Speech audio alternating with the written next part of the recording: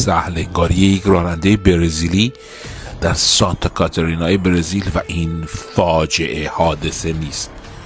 کامیون حمل اتانول سر پیچ چپ میکنه و بلا فاصله آتیش میگیره. نگاه کنید ببینید ماشینایی که نزدیک هستن بلا فاصله پیاده میشن و فرار میکنن مسافراش، اما بدبختانه این تازه اول داستانه.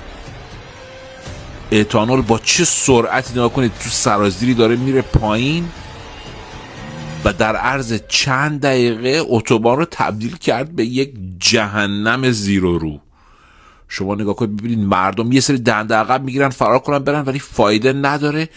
اصلا سرعت انتشار آتیش باور نکردنیه، یعنی اصلا باور نکردنیه. و ببینید صف طولانی ماشین ها و این هم نتیجه اون آتش سوزی که ببینید 22 تا دونه سواری، 3 تا دونه کامیون آتیش گرفت تو برزیل توی این حادثه. نگاه کنید چه جهنمی تو اتوبان درست کرده.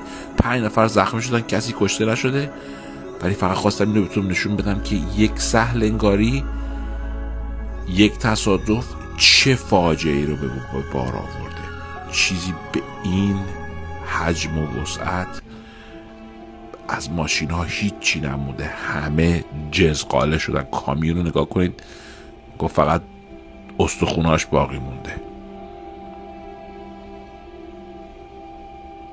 دوستان راننده های عزیزی که عضو این پیج هستن ازتون خواهش میکنم، به خصوص اگر بار حساس دارید، 10 برابر بیشتر از همیشه احتیاط بکنید.